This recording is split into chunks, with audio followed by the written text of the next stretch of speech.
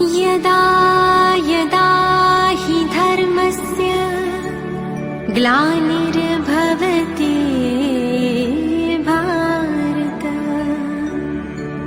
अभ्युत्थानम् अधर्मस्य तदात्मानं सृजाम्यहम् परित्राणाय साधूनां विनाशाय च दुष्कृताम् धर्म संस्थापनार्थाय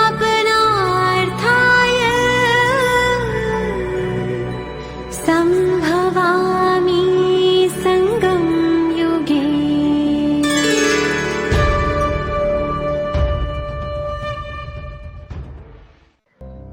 जो साक्षी बनते हैं उनका भी दृष्टांत देने में आता है, तो साक्षी दृष्टा का सबूत और दृष्टांत के रूप में सामने रखना है।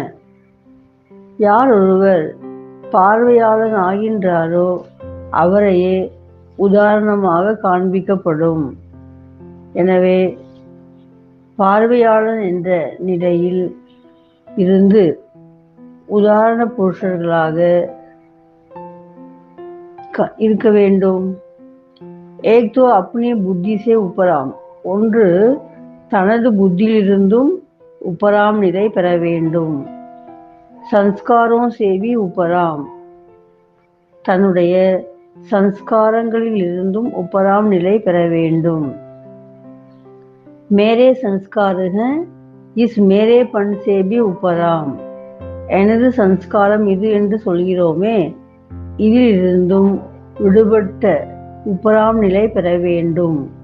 சன்ஸ்காரோं से भी उपराम, ஆக சன்ஸ்காரங்களிலும் விடுபட்ட உபராம் நிலை. मेरे संस्कार हैं इस मेरेपन से भी उपराम, मैं यही समझती हूँ इस मेपन से भी उपराम, நான் இப்படி நினைக்கிறேன் இந்த நிலையிலிருந்தும் விடுபட்டவர் ஆக வேண்டும். मैं तो यही समझती हूँ नहीं, लेकिन समझो बाप दादा की यही श्रीमत है. நான் இப்படி நினைக்கிறேன் என்பது கூடாது, மாறாக பாப் தாதாவின் श्रीमत இது என்று சொல்ல வேண்டும். जब ज्ञान की बुद्धि के बाद मैपन आता है तो वह मैपन भी नुकसान करता है. எப்போது ஞானம் நிறைந்த புத்தி உள்ளவர் ஆவீர்களோ அதன் பிறகு நான் என்ற எனது என்ற எண்ணம் வறுமையானால் அது மிகப்பெரிய நஷ்டத்தையே உருவாக்கும். एक तो मैं शरीर हूँ यही छोड़ना है, दूसरा मैं समझती हूँ मैं ज्ञानी तो आत्मा हूँ मैं बुद्धिमान हूँ, यह मैंपन भी मिटाना है. ஒன்று நான் இந்த உடல் என்பதையும் விட வேண்டும். பிறகு நான் நினைக்கிறேன் நான் ஞானிதானே, நான் புத்திமான், இப்படியெல்லாம் நான் என சொல்கிறோமே, அவற்றை அகற்றிவிட வேண்டும். जहाँ मैं शब्द आता है वहाँ बाप दादा याद आए, எங்கெல்லாம் நான் என்ற எண்ணம் வருமோ அங்கெல்லாம் பாப் தாதாவின் நினைவு வருமோ. जहाँ मेरी समझ आती है वहाँ श्रीमत याद आए, எங்கெல்லாம் எனது கருத்து என்று சொல்வீர்களோ அங்கெல்லாம் பாபாவின் ஸ்ரீமத் என்பது நினைவு வர வேண்டும்.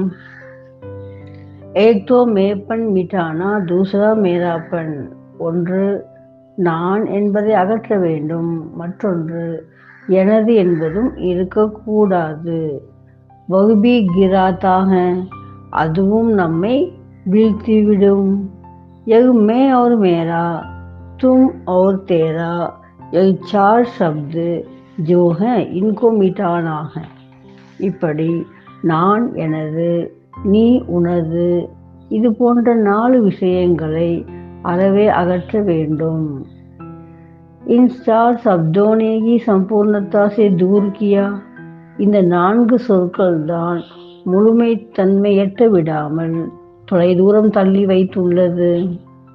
इन 4 शब्दों को संपूर्ण मिटाना, இந்த 4 சொற்களையும் முழுமையாக அகற்ற வேண்டும்.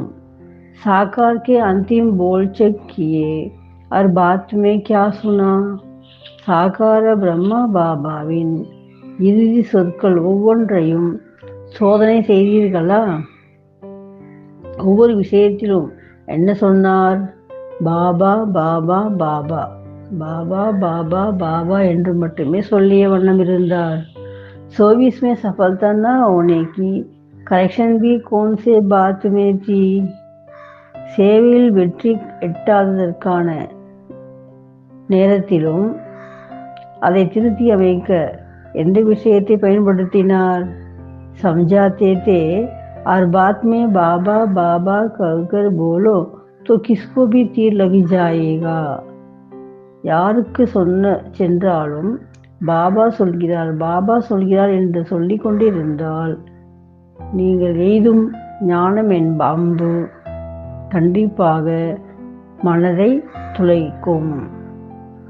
அப்படித்தானே சொல்லி சென்றார். जब बाबा याद आता तो मैं मेरा तू तेरा खत्म हो जाता. எப்போது பாபாவின் நினைவு வருகிறதோ அப்போதே நான், எனது, நீ, உனது என்பதெல்லாம் அழிந்தே போகிறது. फिर क्या अवस्था हो जाएगी? பிறகு என்ன நிலை ஏற்படும் அங்கே? सभी बातें प्लेन हो जाएंगी. फिर प्लेन याद में ठहर सकेंगे. பிறகு எல்லா விஷயங்களும் தெல்ல தெளிவாக பிளைனாக மாறிவிடும். பிறகு நினைவிலும் பிளைனாக நீங்கள் இடம்பெற முடியும். अभी बिंदी रूप में स्थित होने में मेहनत लगती है ना? क्यों? இப்போது புள்ளியாக இருப்பதில் மிகவும் முயற்சி தேவைப்படுகிறது அல்லவா? ஏன்? सारा दिन की स्थिति प्लेन न होने के कारण प्लेन याद तैरती नहीं. முழு நாளிலும் தன் நிலை தெளிவாக இல்லாத காரணத்தால் நினைவிலும் அந்த தெளிவான प्लेन என்ற நிலை வருவதில்லை. कहाँ न कहाँ मेपन मेरापन तू तेरा आ जाता है. எங்காவது சில இடங்களில் நான், எனது, நீ, உனது என்பது வந்து விடுகிறது. शुरू में सुनाया था ना कि सोने की जंजीर भी कम नहीं. ஆரம்பத்திலேயே பாபா சொல்லியிருக்கிறார், தங்க கம்பி கூட சாதாரண விஷயம் அல்ல. बहु जंजीर अपने तरफ खींचती है. அந்த கயிறும் தன் பக்கம் ஈர்க்கத்தான் செய்கிறது. அரேக் அப்னே கோ செக் கரே. தன்னைத்தானே ஒவ்வொருவரும் சோதித்து அறிய வேண்டும். பில்குல் உப்பராம் புத்தி, பில்குல் பிளைன் புத்தி. முற்றிலுமே உப்பராம் நிலைக்கு, பிளைனான புத்திக்கு வந்து விட்டோமா என்று பாருங்கள். अगर रास्ता क्लियर होता तो पहुंचने में कितना टाइम लगता है? பாதை தெளிவாக இருந்தால் பயணம் சென்றடையும் தூரம் எவ்வளவு நேரமாகும்? उसी रास्ते में रुकावट है तो पहुंचने में भी टाइम लग जाता. அதே பாதையில் இடையூறுகள் இருக்குமே ஆனால் சென்று சேரும் நேரம் எவ்வளவு ஆகும் பாருங்கள். रुकावट है तब प्लेन याद में भी रुकावट है. இப்படி தடைகள் இருப்பதால் தான் தெளிவான நினைவிலும் தடைகள் வருகிறது. अब इसको मिटाना है. இப்போது இதனைத்தான் அகற்ற வேண்டும். जब आप करेंगे आपको देखकर सभी करेंगे. நீங்கள் செய்யும் பொழுது உங்களை பார்த்து மற்றவரும் செய்வார்கள். நம்பர்வார் ஸ்டேஜ் पर पहुंचना है. நம்பர் வாரியாக அனைவரும் நிலையை அடைந்தே ஆக வேண்டும். आप लोग पहुंचेंगे तब दूसरे पहुंचेंगे. முதலில் நீங்கள் சென்று சேர்ந்தால் தானே அடுத்தவர் செல்வார்கள். இத்தனை ஜிம்மேவாரி அந்த அளவிற்கு பொறுப்பை உணர்கின்றீர்களா? संकल्प में भी, वाणी में भी, कर्म में व संबंध में व सर्विस में अगर कोई भी हद रह जाती तो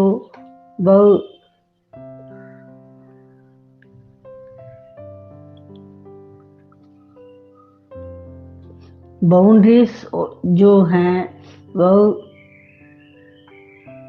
बॉन्डेज में बांध देती हैं. எண்ணத்தாலோ சொல்லாலோ செயலாலோ தொடர்பு முறையிலோ சேவையிலோ எங்கேனும் எல்லைக்குட்பட்ட விஷயம் இருக்குமே ஆனால் அப்படிப்பட்ட தடைகள் மிகப்பெரிய பந்தனத்தில் கட்டி போட்டு விடுகிறது. बेहद की स्थिति में होने से ही बेहद के रूप में स्थित हो जाएंगे. எல்லைக்கு அப்பாற்பட்ட பரந்த மனமுள்ளவராக இருந்தால் அந்த ஒரு மனோநிலையிலும் தெளிவாக இருப்பீர்கள். अब जो कुछ काद है उनको मिटाना है. இப்போது மீதமுள்ள அழுக்குகளையும் அகற்ற வேண்டும். காது को मिटाने के लिए एक बट्टी है. அழுக்கை அகற்றவே இந்த பட்டி. जब संगठन हो तो साक्षात बाप दादा के स्वरूपों का संगठन हो. கூட்டத்தில் நீ இருக்கும் பொழுது சாக்ஷாத் பாப்தாதாவின் சொரூபங்களையும் தன்னுள் இணைத்து கொள்ள வேண்டும். अब यह संपूर्णता की छाप लगानी है. இப்போது முழுமை தன்மை என்ற முத்திரை பதிக்க வேண்டும்.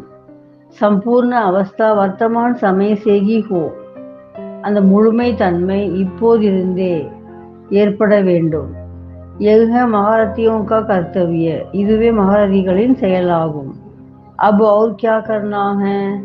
இனி வேற என்ன செய்ய வேண்டும். ஸ்காலர்ஷிப் कौन देता है. அரசாங்கத்தின் உதவித்தொகை யார் பெறுவார்கள். ஸ்காலர்ஷிப் लेने वाले का अब प्रत्यक्ष साक्षात्कार होता जाएगा. அப்படி அரசாங்கத்தினுடைய உதவித்துறை யாரெல்லாம் பெறுவார்களோ அதற்கான காட்சிகளும் தென்படும். ऐसे नहीं कि बाप दादा गुप्त रहे तो हम बच्चों को भी गुप्त रखना. மாறாக பாப் தாதா மறைந்திருப்பது போல் அவர் குழந்தைகள் நாமும் மறைந்திருப்போம் என்பதல்ல. नहीं, बच्चों को स्टेज पर प्रत्यक्ष होना. குழந்தைகள் மேடையில் தென்பட வேண்டும். प्रत्यक्षता बच्चों की होनी है. குழந்தைகளே உலகத்தின் முன்னால் வெளிப்பட வேண்டும். सर्विस के स्टेज पर भी प्रत्यक्ष कौन है.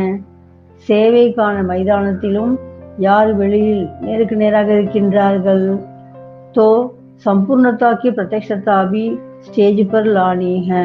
அவ்வாறே முழுமை தன்மை என்ற அந்த காட்சியும் மேடையின் மீது தென்பட இருக்கிறது. ऐसे नहीं समझो अंत तक गुप्त ही रहेंगे. மாறாக இறுதி வரையில் நாம் மறைமுகமாகவே இருப்போம் என நினைக்காதீர்கள். பாப் தாதா கா குப்த பாத் है बच्चों का नहीं. பாப் தாதாவின் நடிப்பு மறைமுகமாக இருந்தது. குழந்தைகள் நடிப்பு அப்படிப்பட்டது அல்ல. तो अब वह प्रत्यक्ष रूप में लाओ. இப்போது அதனை வெளிமுகப்படுத்துங்கள்.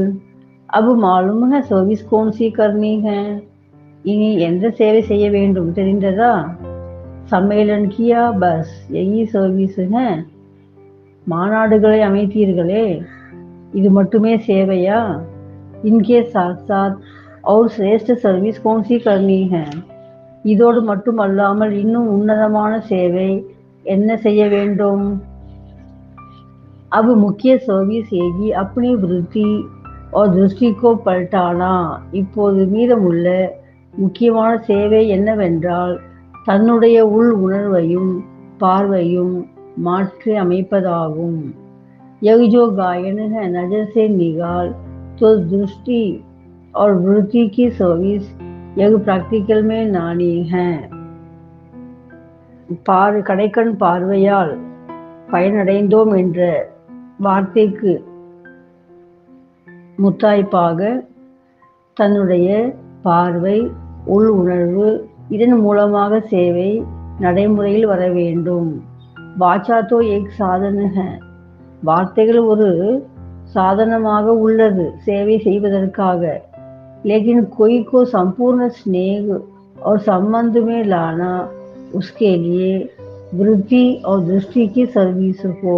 இருப்பினும் ஒருவரை தன்னுடைய தொடர்பில் கொண்டு வர வேண்டுமே ஆனால் முழுமையான அன்பு என்பது நல்ல உள் உணர்வு மற்றும் பார்வையின் மூலமாகவே அமையப்பெறும்.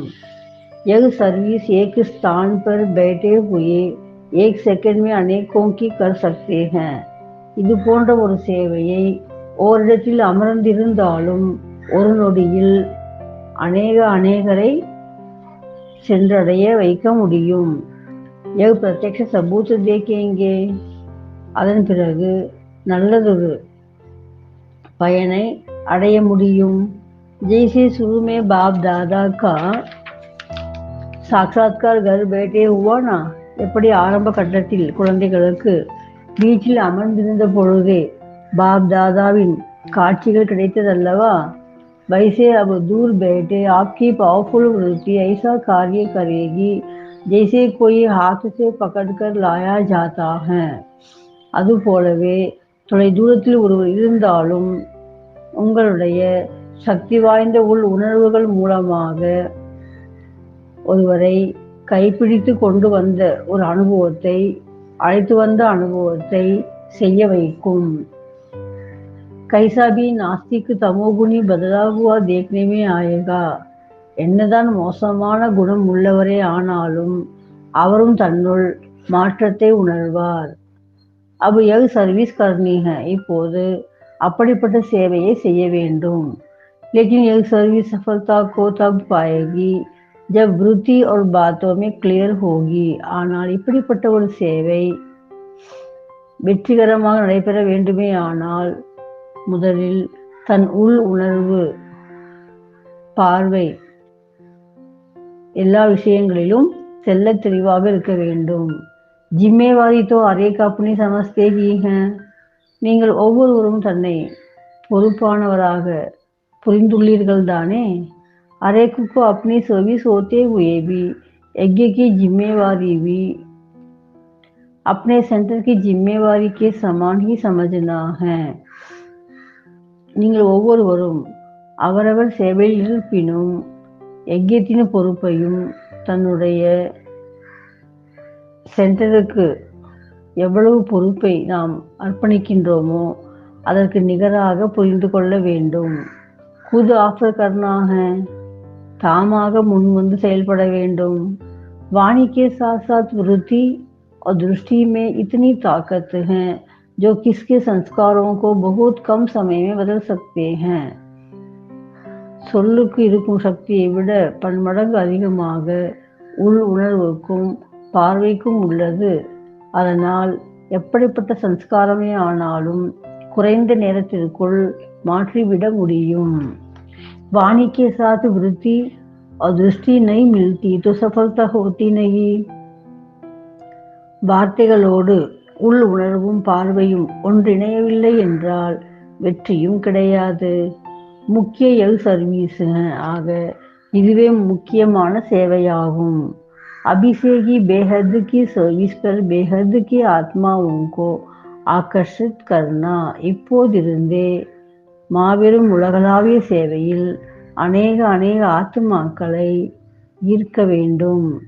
जिस सर्विस को आप सर्विस समझते हो प्रजा बनाने की, वह तो आपकी प्रजा के भी प्रजा खुद बनने हैं.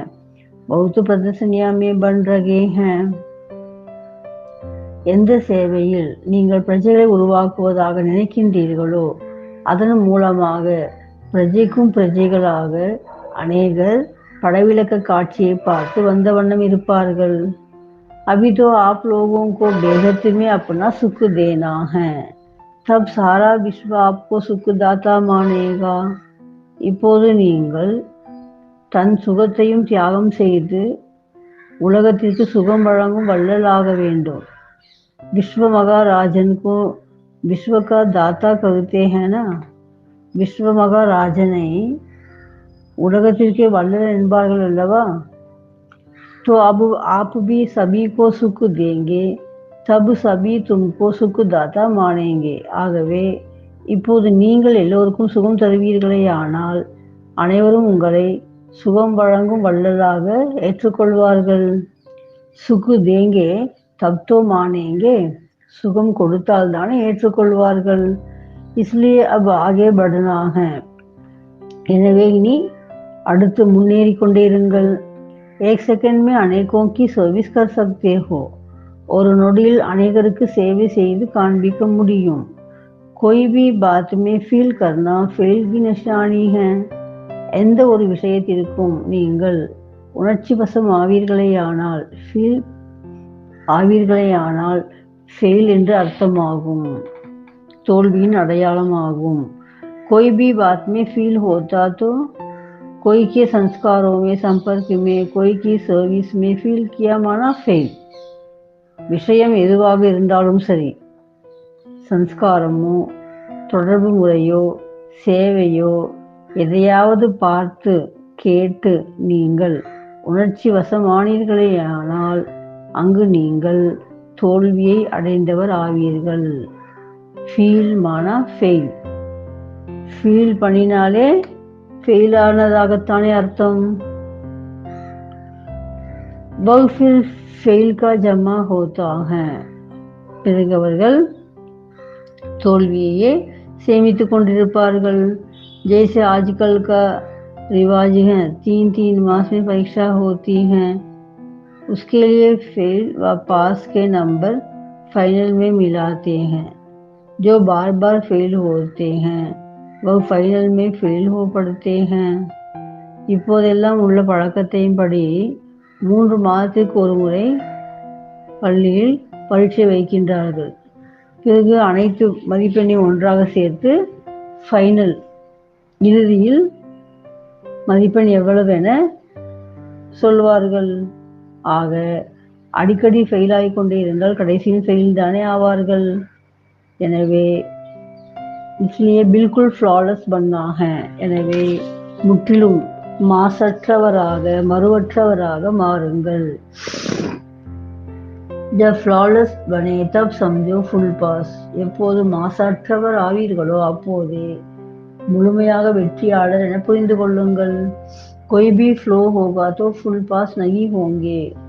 ஏதேனும் சிறிதளவிலாவது மாசு மறு இருக்குமேயானால் நீங்கள் முழுமையான வெற்றியை அடைய முடியாது.